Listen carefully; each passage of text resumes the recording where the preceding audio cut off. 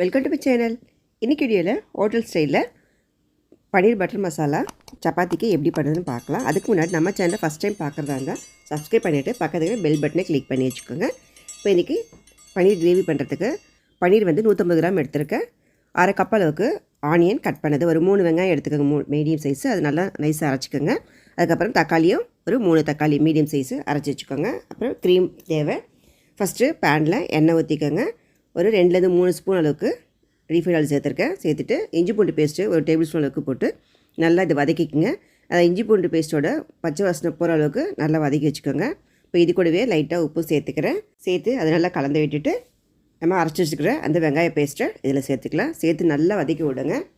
இந்த வெங்காயத்தோட இந்த காரமும் இந்த ஸ்மெல்லும் போகிற வரைக்கும் நல்லா வதக்கி விடுங்க. ஒரு 5 நிமிஷம் போல் ஸ்லோ ஃப்ளேம்லேயே வச்சு நல்லா வதக்கிட்டு அதுக்கப்புறமா அரைச்ச தக்காளியை சேர்த்துக்கலாம்.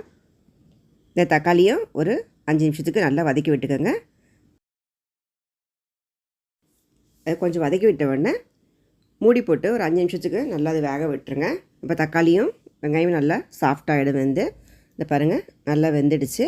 இந்த டைமில் மசாலா சேர்க்க ஆரம்பிக்கலாம். இப்போ இதுக்கு காரத்துக்கு மிளகாத்தூள், காஷ்மீரி மிளகாத்தூள் சேர்க்குறேன். சோயா சாஸு ஒரு டேபிள் ஸ்பூனும், டொமேட்டோ சாஸு 2 ஸ்பூனும் சேர்க்குறேன். சேர்த்து நல்லா கலந்து விட்டுக்கோங்க. உங்களுக்கு கிரேவி எவ்வளோ வேணுமோ அதுக்கேற்ற மாதிரி தான் நீங்கள் வெங்காயம்லாம் போட வேண்டியிருக்கும். இப்போது தேவையான உப்பும் சேர்த்து நல்லா கலந்து விட்டுக்கோங்க.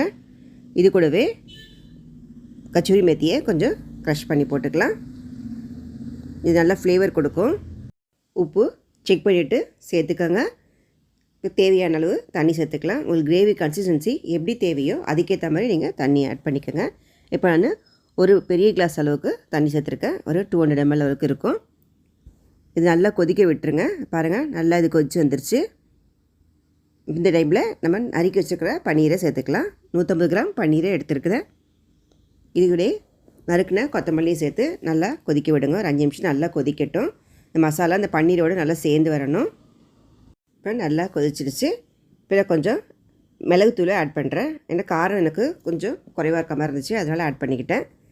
இவங்களுக்கு காரத்துக்கு ஏற்ற மாதிரி சேர்த்துக்கோங்க. அதுக்கப்புறமா ஒரு அரை கப் அளவுக்கு க்ரீமாக சேர்த்துக்கலாம். சேர்த்துட்டு நல்லா ஸ்லோ ஃப்ளேம்லேயே வச்சுக்கோங்க. நல்லா கலந்து விட்டுக்கோங்க. நல்லா கலந்துட்டு ஒரு கொதி வந்த உடனே நறுக்குன கொத்தமல்லியை போட்டு இறக்கிட வேண்டியது தான். இதுக்கு மேலே பட்டர் வந்து ஒரு பீஸை ஆட் பண்ணிங்கன்னா சூப்பரான பன்னீர் கிரேவி ரெடி ஆகிடும். நீங்கள் சர்வ் பண்ணும்போது நறுக்குன கொத்தமல்லியை தூவிட்டு சர்வ் பண்ண வேண்டியது தான். இது சப்பாத்திக்கு ரொம்பவே டேஸ்ட்டாக இருக்கும்.